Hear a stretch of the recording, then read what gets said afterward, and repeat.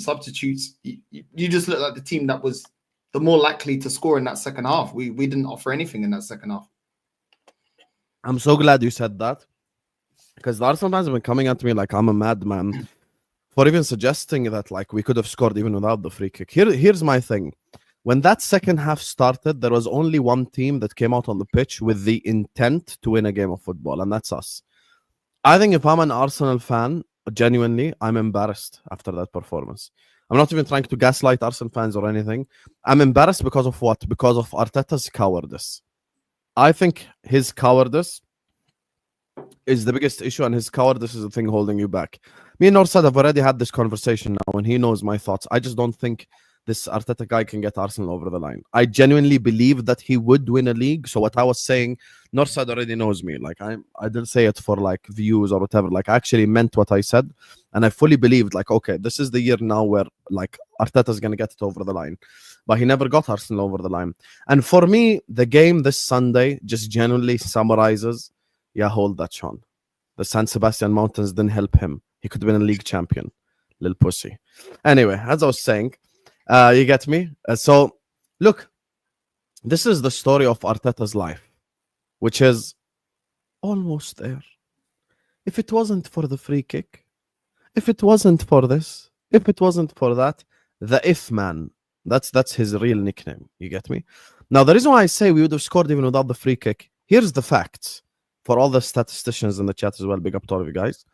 From minute 45 until minute 83 where we scored, go check it right now. Open new tab if you think I'm lying. Right now, Liverpool had 67% possession of the football.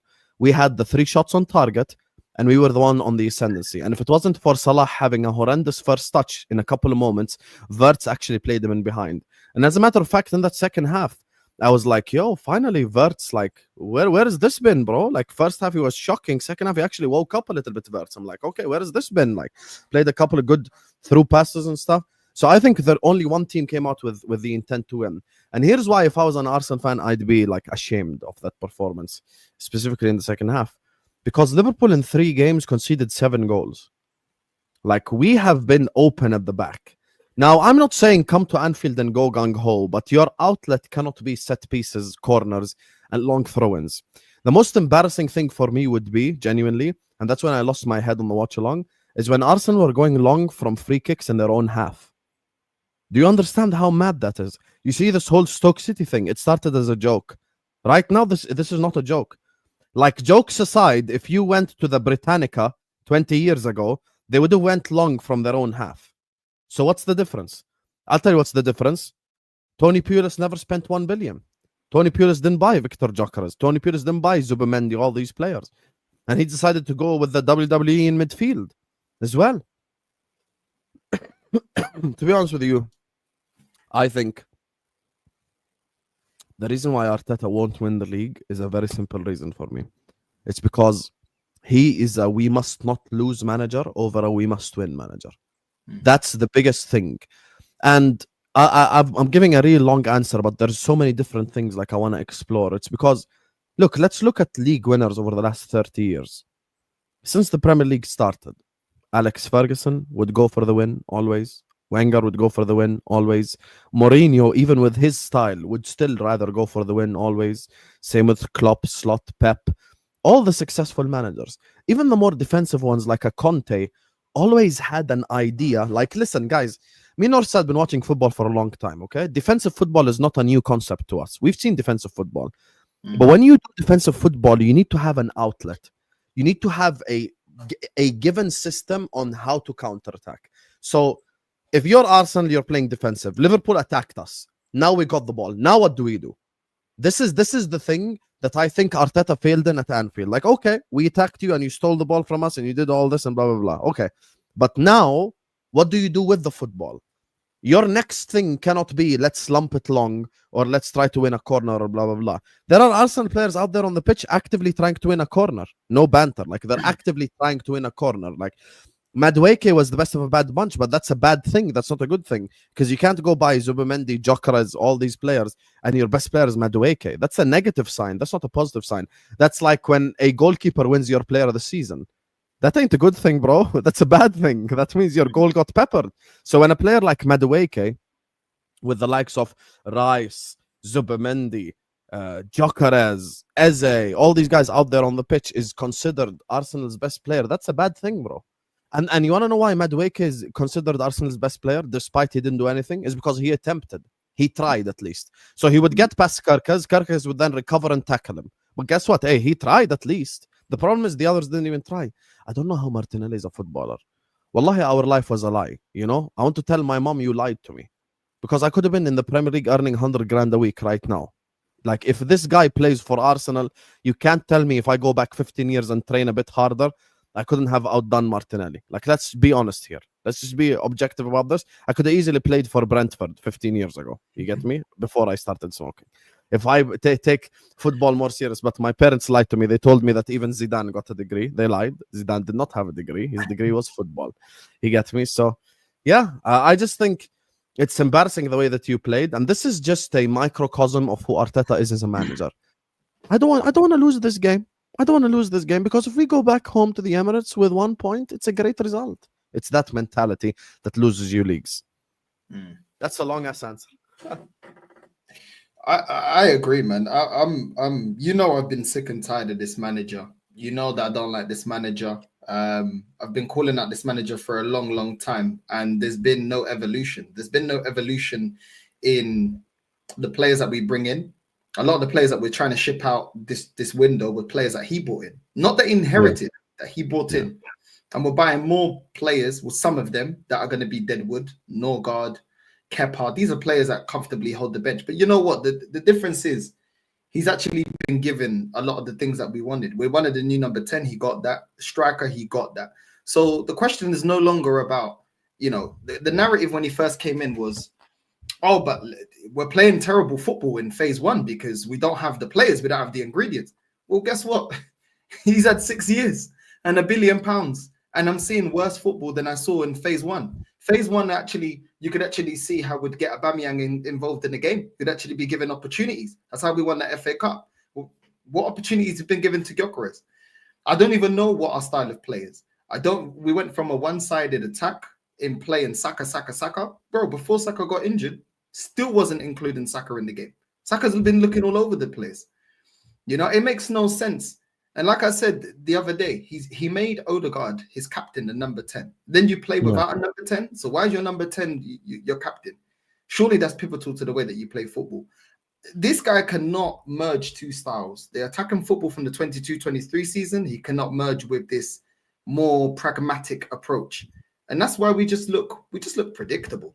We look predictable. Yeah. Teams know how to set up against us. The set piece, I always said, should be a tool, not the way that we play football every week. But it just looks disjointed. Even the fact that he plays certain players out of position and still can't get the most out of them. I mean, certain players, so many players have been declining. Ben White's been declining. Odegaard's been declining. All these players have been declining. Even Declan Rice, he was more effective last season than what we're seeing this season. You know, he was actually a little bit more involved in our attack last season. There was actually a game plan, whipping the ball in the box. Declan Rice may get a header or something. He stripped away all of that. The way that Martinelli was playing in the 22 season doesn't play like that anymore. Yeah. It's absolutely everything. I remember when Klopp called Martinelli Starboy. You watch him now, you're like, what Starboy, Habibi? What Starboy? Starboy. He was called Starboy by Klopp. He was at the time. And that season he scored 15 goals, no? He did. Now look. You know, some players, I said it before, some players, they're protected by their passport. That's what it is. Because he's Brazilian, they give him another chance. Wow. If he was Kosovan, they would have wrote him off a long time ago. But because he's Brazilian, you know, it is what it is. They give him more time. But the guy is rubbish, man. A limited player, always has been. And we just look. Do you know what's unacceptable? Is that we actually had players on the bench that could affect the game. Yeah. And he chose to bring them on in the 70th minute, 89th minute. It's embarrassing. Players are not playing that are in form. Dalman was our best player in pre-season. He doesn't get to play. Martinelli was supposed to be a player who was supposed to move on. He's been starting games. Make that make any sense? You know, Ethan was one of our most effective players off the bench last season to score us a goal. And that was on limited minutes in his first year in the men's game. And didn't Waneri play against Leeds and he played really well? He was playing well in the cups. That's how he got his opportunity to play in the first team. And then in the first team, he was affecting games within 10, 15 minutes to go of the game, week in, week out. And do you see him in the team? Because I don't. This experiment of Moreno in the midfield has already happened before. And now you put him in the 10. But he did this with Havertz because he played Havertz in the 10 for the first couple of games when he first came. Then he put, bro, I'm just tired of mistakes. And do you know what? The most annoying thing as a fan is seeing your manager repeat mistakes that have not worked.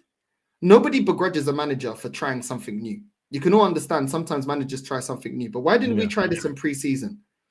Pre-season, we didn't try anything new. We did with the same nonsense, and then we start the season, and I'm seeing the same nonsense again. If you want to experiment in the pre-season. But no, we experiment when the season's on, and that's why he goes all defensive, because it's just. I'm honestly sick and tired of it, man. Listen, for me, you guys are going to win the league. Your defense wasn't amazing coming into this game. Konate making certain mistakes. Our first clean sheet is Arsenal. Imagine. Bro, we didn't exploit that. We didn't exploit the fact that your defense, there was weaknesses there in terms of performances and not being in form. But we didn't exploit that. We were just coward. Just, oh, okay, we'll be calm. We'll just cruise the game. It's just rubbish, bro. Like, this is what I got to look forward to going into the Champions League. Because they'll gas it up in the group stages, and then in the knockouts, tell me one. This is what I said to Igal, and he had no response from me. I said, Igal, tell me something tactically different that you've seen this season that we can implement in the Champions League or in the cups, because those are knockout competitions. You have to pull something out the bag. You can't keep playing for a draw. He couldn't tell me one thing. He said, oh, maybe he's learned that he can't play Martinelli on the left. I said, what? He's been shit for 2 years. He's only learned that this year. I said, come on, man. Took him this long to learn it? Fucking hell. And even then, you know, I did a preview on Thursday with Potsy, with Redmond, with Troops. Big up to all of them. Bro, they were speaking like Eze is 100% going to start. And I told them, it's on video. Go watch it. I told them, I'm like, why are you so certain that he's going to start Eze? Like, based on what, though? Like, because I'll be honest with you, looking at that team at the beginning of the game, I'm like, yo, this is actually mad, bro. Like, this is actually mad.